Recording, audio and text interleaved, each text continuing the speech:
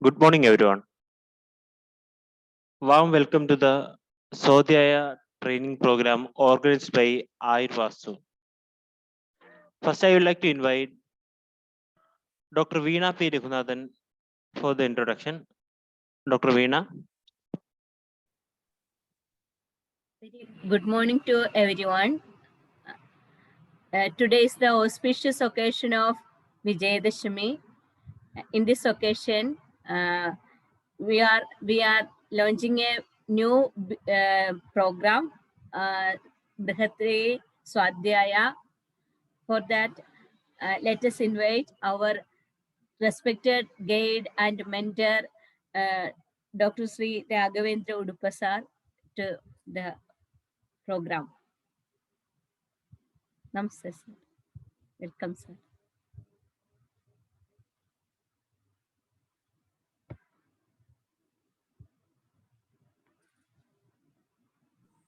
Yeah, am I audible? Yes, sir. Yeah, okay. Shall we start? Okay.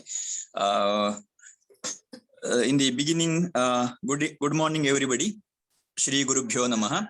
In the beginning of this Swadhyaya class, as the text says, the textbooks of Ayurveda like Charaka Samhita, Sushruta and Ashtanga Hridaya or Ashtanga Sangraha says, you should know why you are studying and what for it is needed. In the current Ayurvedic clinical practice and current Ayurvedic teaching, we read the BRUHATH as the books which are readable books. Means we read the information and we forget about the implementation of those books. It is very necessary that if you read a shloka or if you read a sutra from BRUHATH, that should be practically implemented. As all of you know that we have two objectives or two prayojana of Ayurveda, that is Swasthasya Swasthya Rakshanam and Aturasya Vikara Prashamanam. We should implement the sutras or the explanation of BRUHATH in this two objectives or two prayojanas.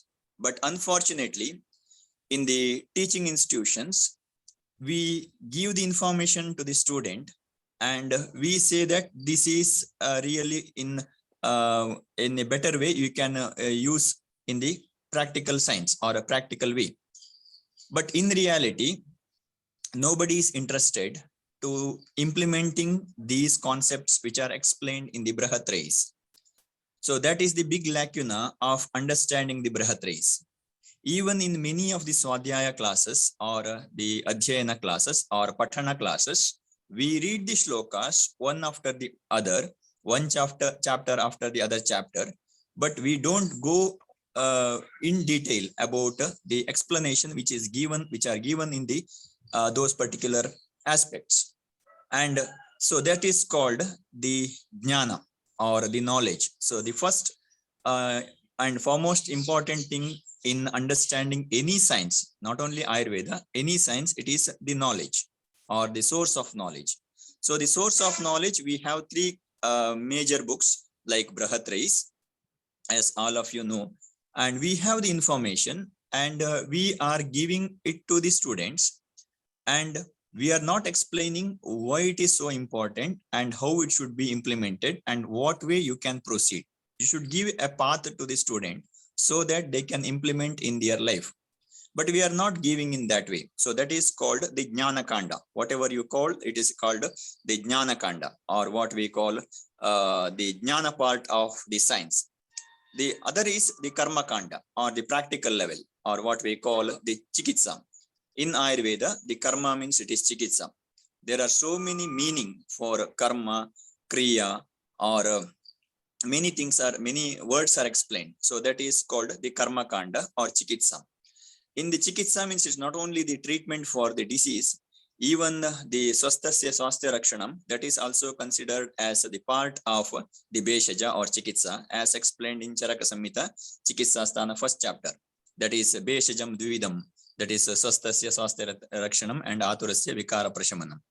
And in Karma Kanda also, we are not utilizing the explanation given in the text as it is. So that is very, very important. So what text says, you have to implement the knowledge which is explained in the text as it is. So that is also important.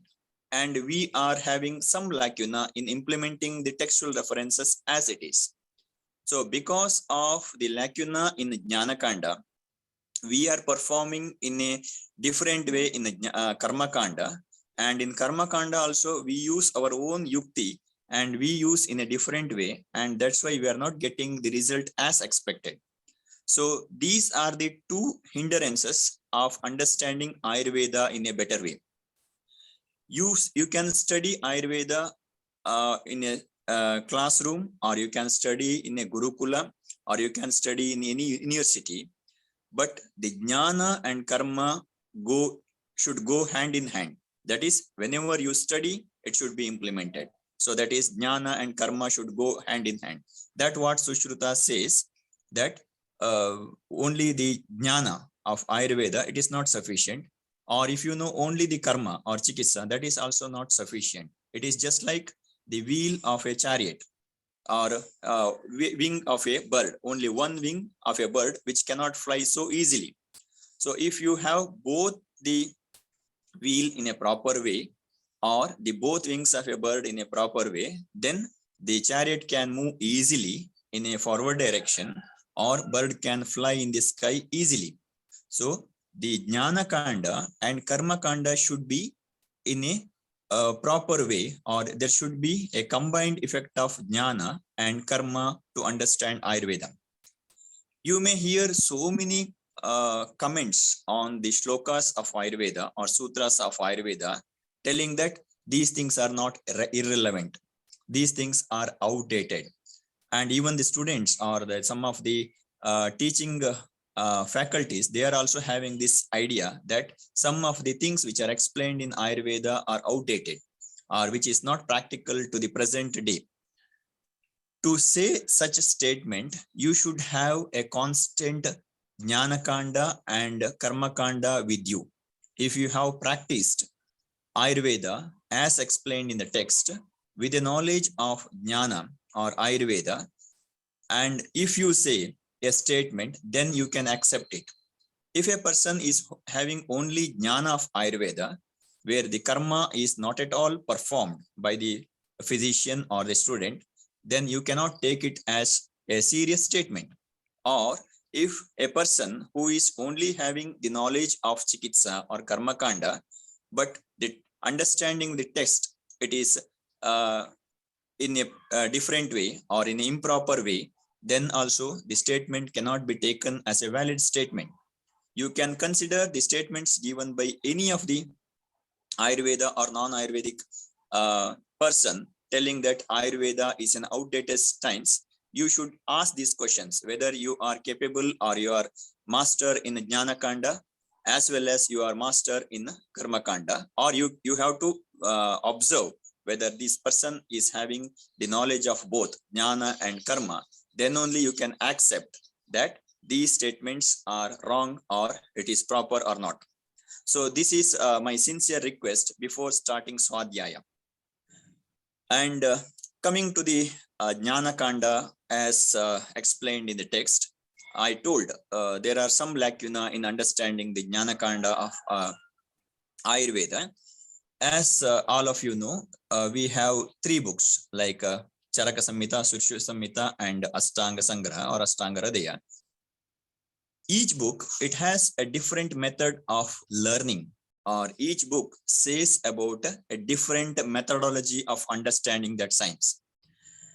Coming to the first book, where I am frequently referring the book of Ayurveda as Charaka Samhita, there are many methods of understanding this science or this Charaka Samhita. The first understanding or the first method of Charaka Samhita understanding is, it is a Dasha Prakarana, which is explained in Charaka Samhita Sutrasthana 30th chapter, which says about Sharira Vritti, Hetu, Vyadi, Karma, Karya, Kartra, Karana, etc. There are 10 factors that is known as Dasha Prakarana, or the 10 subtopic. So any topic given in the Charaka Samhita, you have to divide those topics in these 10 headings, then you have to understand. That is called Dasha Prakarana. That is the one method. The second method is in the same chapter of Charaka Samhita Sutrasthana, 30th chapter, Arthe Dasha Mahamuliya. He says about Prashnastaka. So Prashnastaka, it says about Tantra, Tantrartha, then Sthana, Sthanartha, Adhyaya, Adhyayartha, Prashna and Prashnartha. It is also a method of understanding a topic of Charaka Samhita. If any topic is given, or if you have any doubt about a sloka which is explained in Charaka Samhita, for example, if you are studying the 5th chapter of Sharirasthana of Charaka Samhita, if you get a doubt, because most of the things are connected to the moksha and other aspects of life, then you applied this Prashnastaka or Dasha Prakarana, which is explained in Sutrasthana, and try to understand what is the topic which author is going to say, or why this context is explained in this particular aspect. So you use Dasha Prakarana or Prashnastaka to understand that particular topic.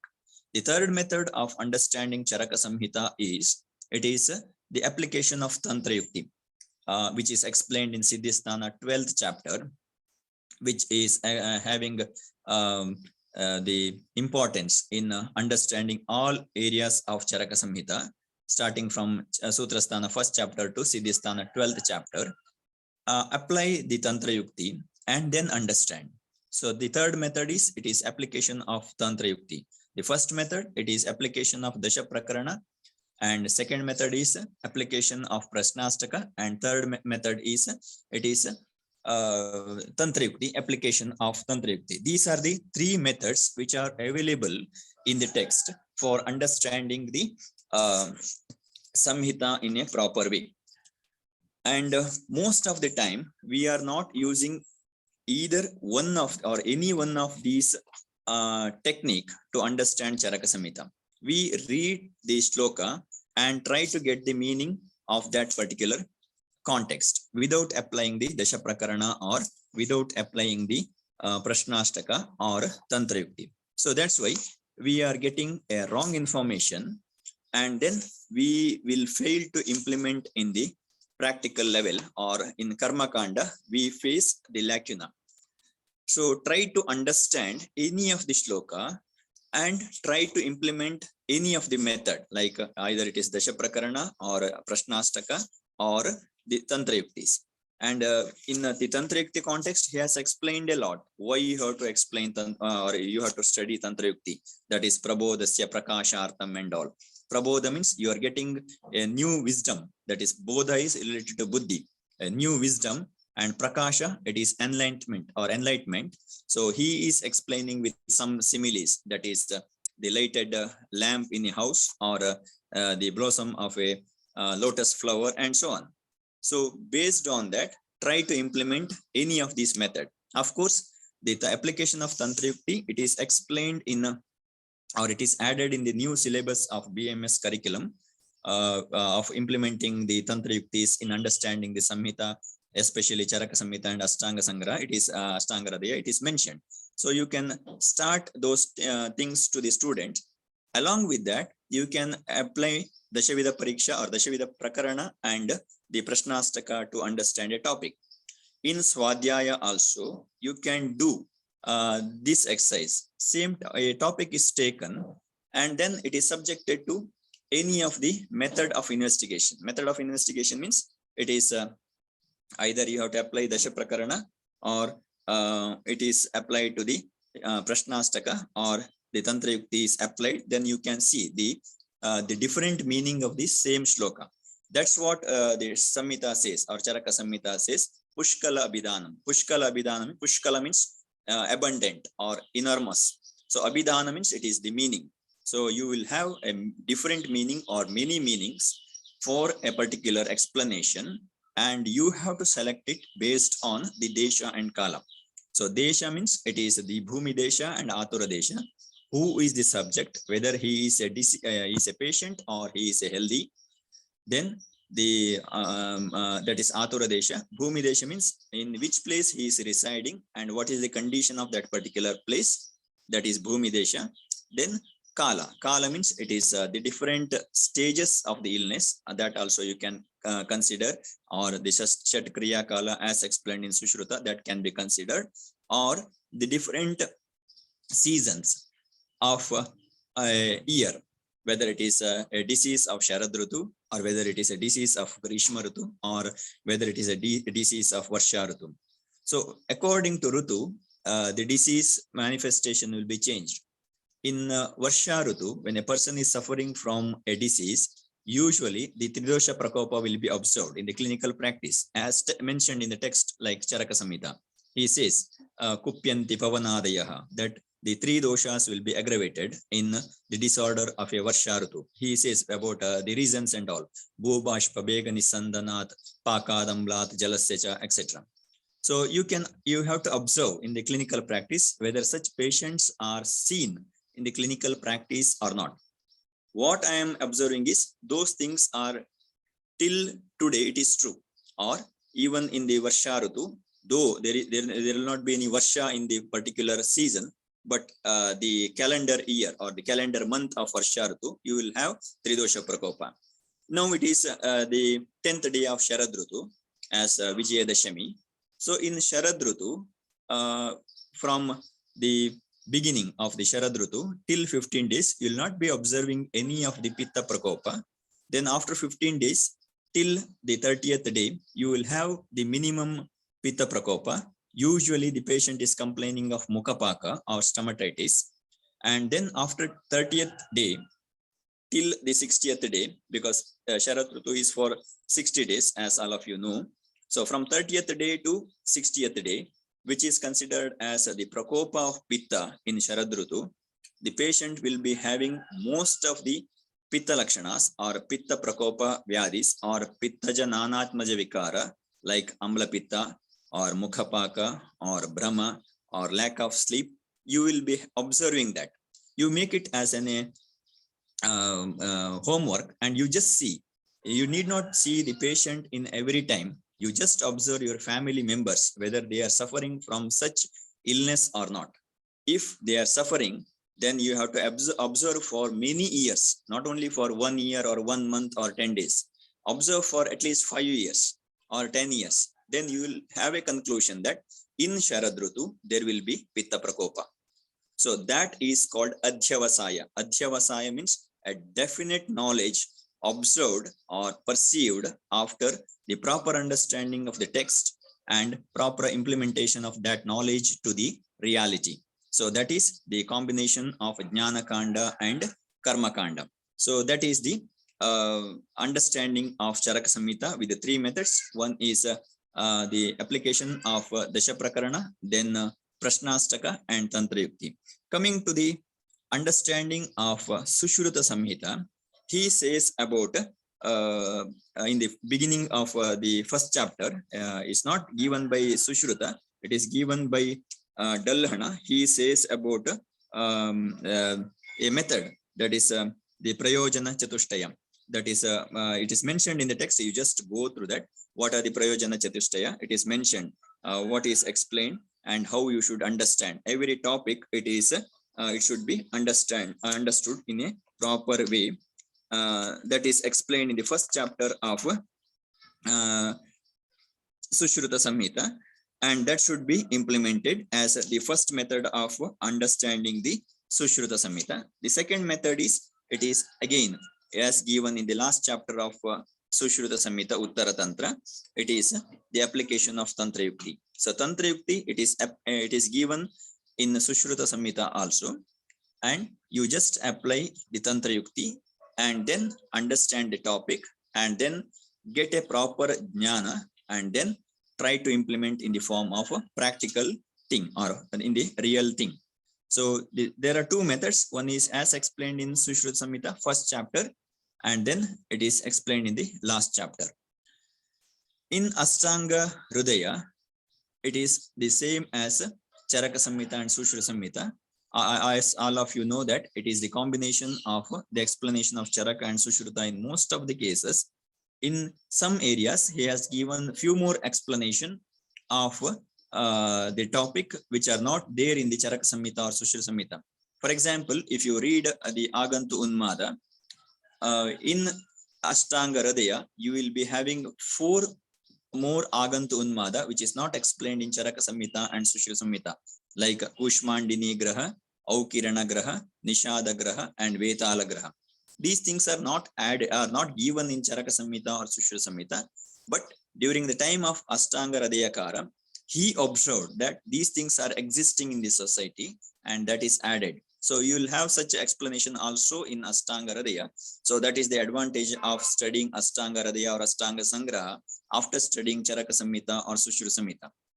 So again, apply Tantra Yukti and understand it. So whatever the text, the Tantra Yukti is common. It is Tantra Yukti, it is explained in Charaka Samhita, it is also explained in Sushruta Samhita, and the method of application of Tantra Yukti, it is explained in Ashtanga Sangraha and Ashtanga Hridaya also. So the best method of understanding or getting the knowledge from the text, it is the Tantra Yukti. So try to start with the Tantra Yukti and then apply it. So in the beginning classes or beginning hours of the classes, you may feel a bit difficult how to apply and what to apply and why it is necessary, and whether I am going in the right path or not. So that is the biggest problem of Tantra Yukti, because in classroom we teach it as only a theoretical portion, but in reality it is really needed for the Karma Kanda.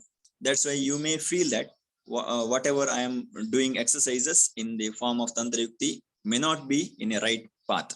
So in that time, you should get a guidance from a good teacher, then you will proceed it. Then after certain years, you will get the hold on application of Tantra Yukti, and then you start reading the Samhita in a different way, or the Pushkala Bidana will be in a different way, and you will get the right knowledge of the textual reference. Then you are implementing in a right way. So when you do these exercises for many of the topics of Charaka Samhita of BRUHATH, as the years go, you feel that I should keep silent on commenting any of the shlokas, because you are getting the deeper aspects of the knowledge, and then you feel that whatever I know till today, it is only a fraction of a negative thing or a minimum thing I have acquired till now.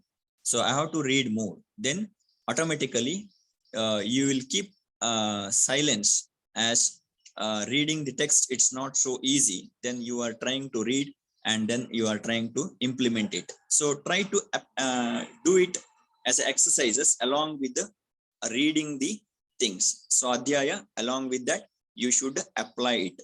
So whatever the possible method, you just understand it, or you just try to form a thing and then try to implement it. So that is the best method of understanding the text. And you, most of the times, we are not giving the importance for Jnana Kanda and Karma Kanda together.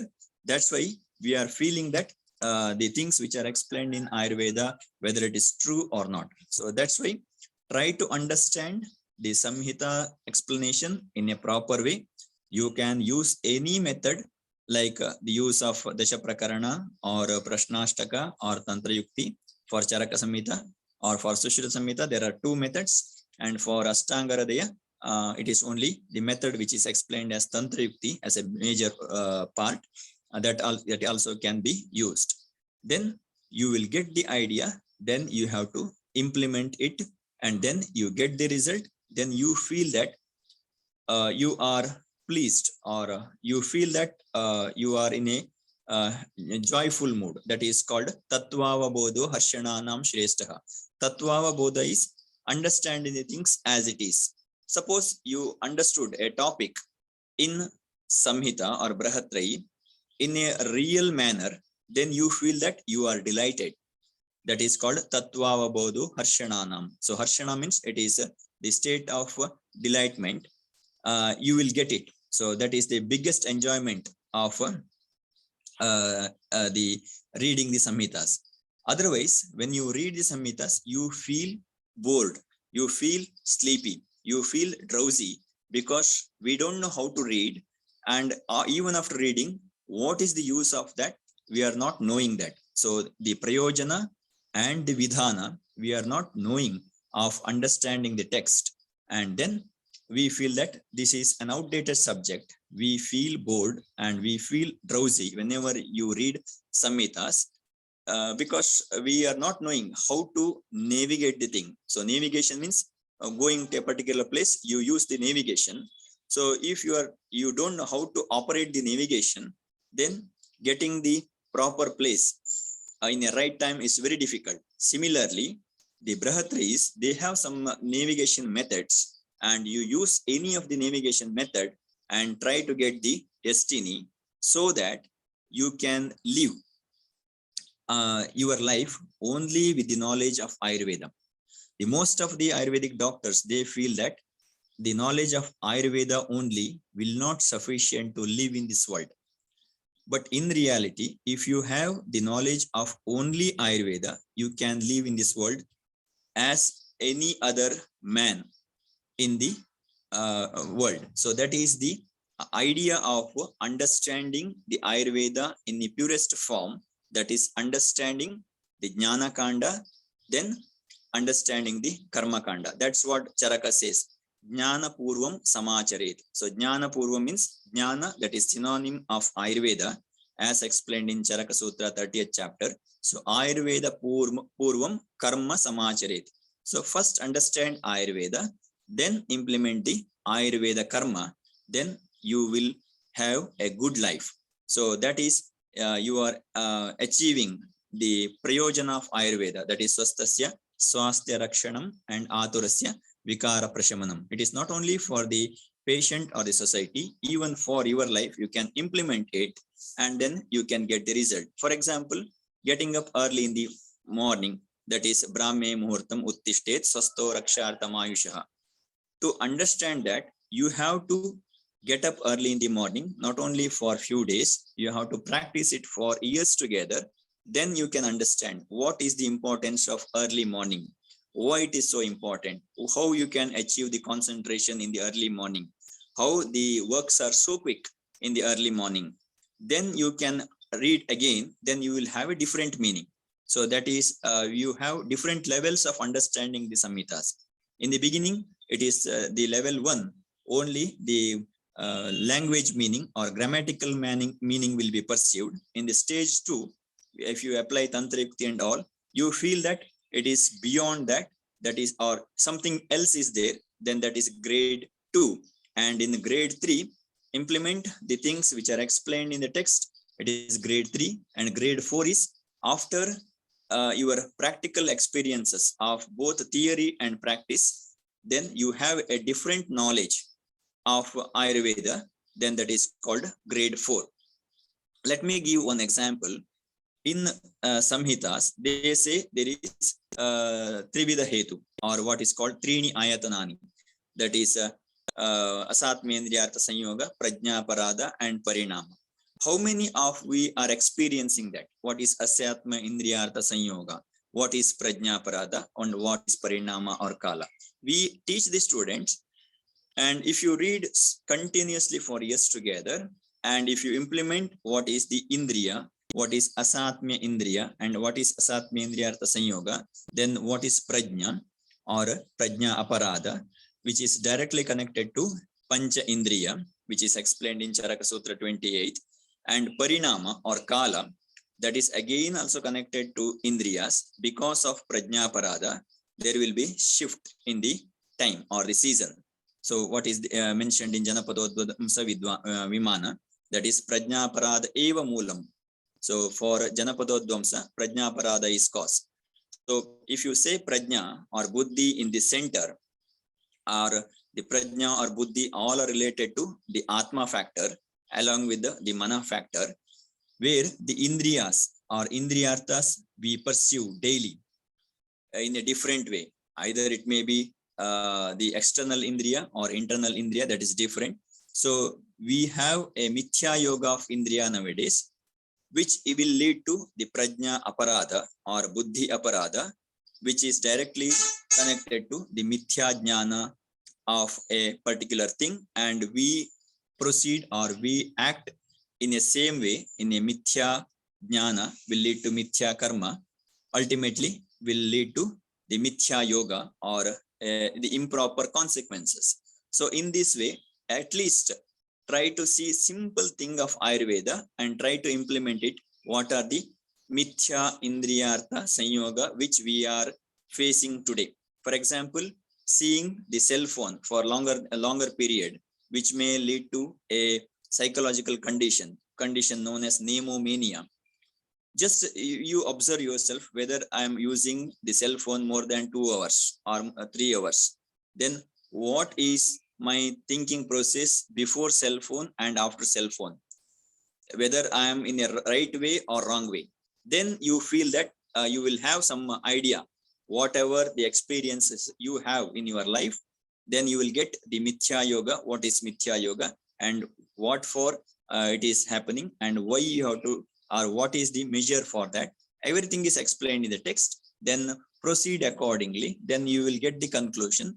Mithya yoga means it is the Chakshurindriya Mithya Yoga or Granindriya Mithya Yoga. Many Mithya Yogas are explained, and accordingly, I am having this problem and I have to come out of that.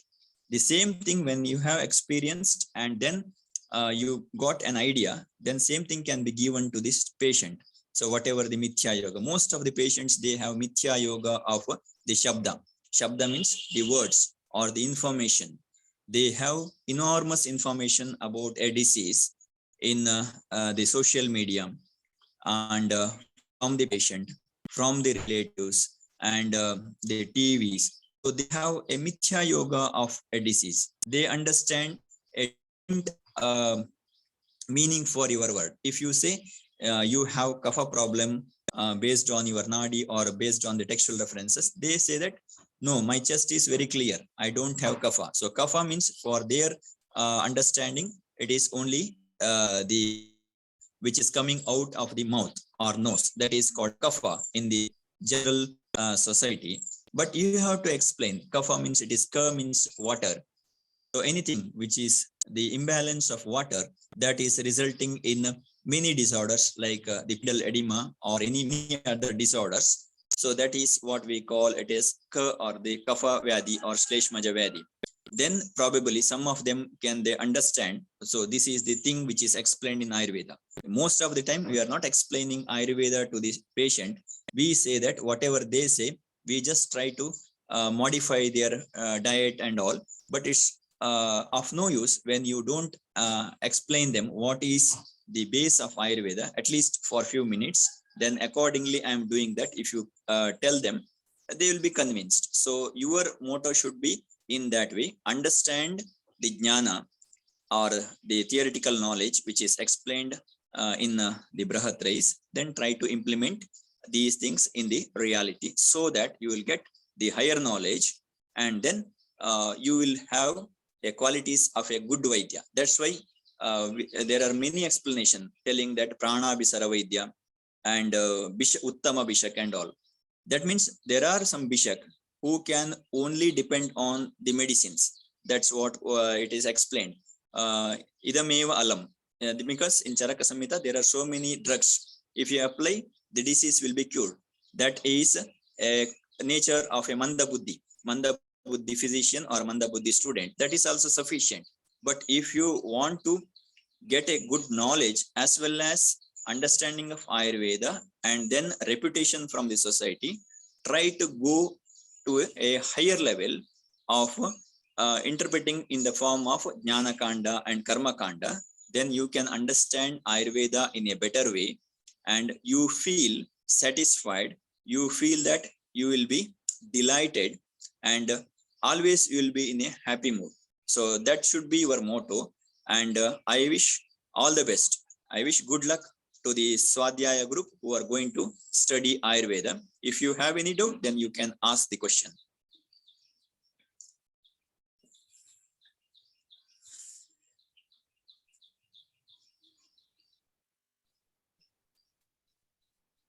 Thank you, sir. Anybody is having any doubt, please ask.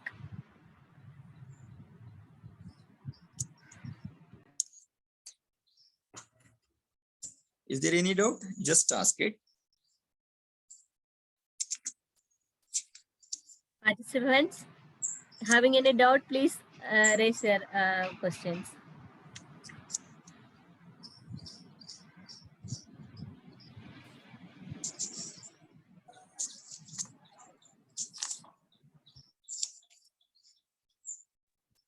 Sir, good morning, sir. Me, Usha.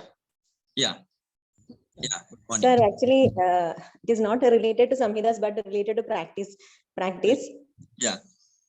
So many patients are asking about the single drugs Yeah. treatment.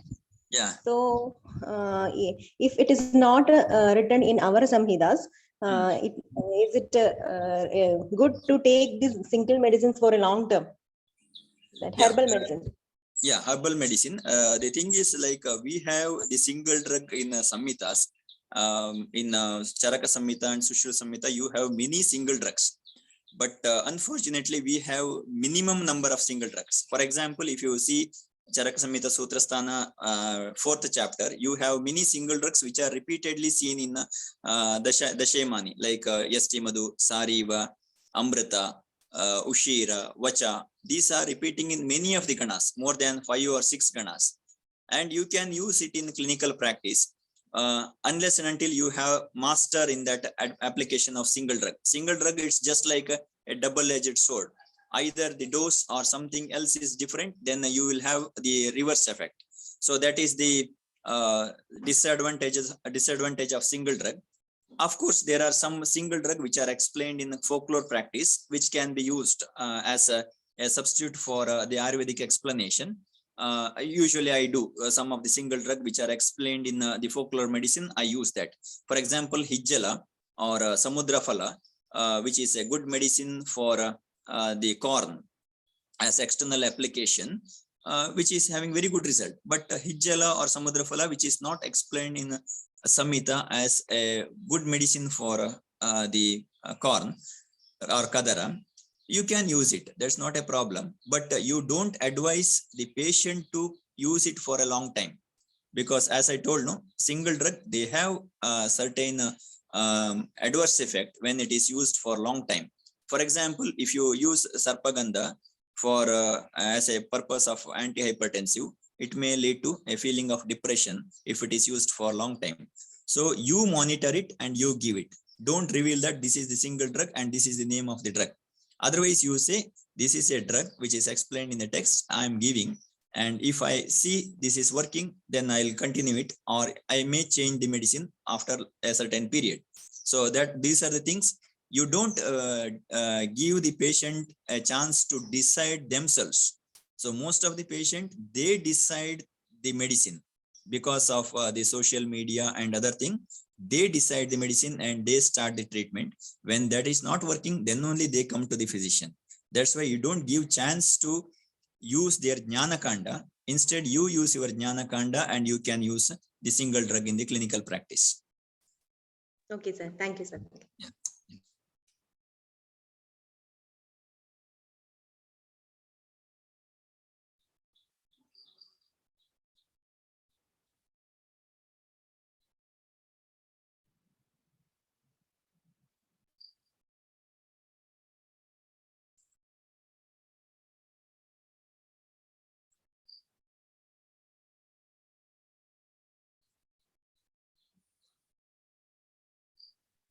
Sir, one more doubt from one participant.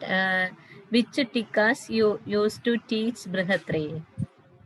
Okay, so many tikas I use. Usually for Charaka Samhita, I use Chakrapani tika, and for Sushruta, it is Dalhana tika, and for Ashtanga, it is the Hemadri and Arunadatta tika. So these are the common the tika books I refer, but you don't rely much on the tikakaras. What tikakaras they have given is they have elaborated the technical meaning. For example, if there is a word which is not clear in that context, they just explain the meaning of that. And many of the cases, they have done mistake. It's not like most of the times. In few areas, around 5% of the total textbook explanation, they have made few mistakes of interpreting the meaning. But most of the times they are correct. You just take it as a supportive thing to understand the text. Other than reading the shloka and the tika, then try to get the meaning. try to get your own meaning based on the techniques what I have observed.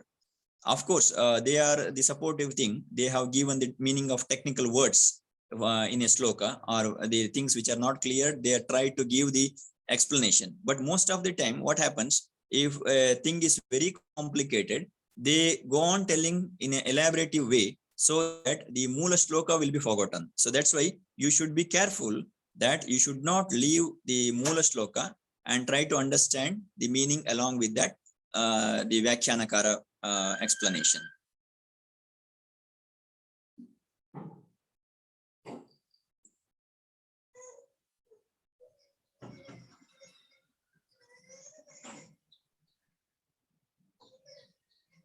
Any more queries?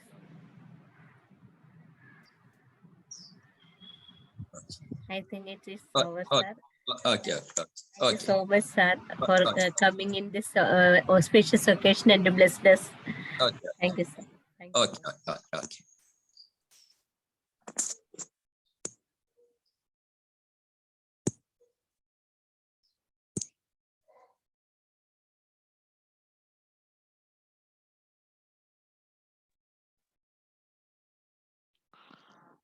Thank you, sir.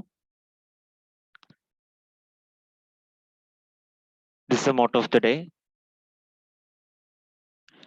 I take this opportunity to thank Dr. Raghavendra UDUPA, sir. Thank you, sir, for your valuable words. You found time to us for an informative class, sir. Thank you from the part of Ayurvasthu organization. Thank you, sir.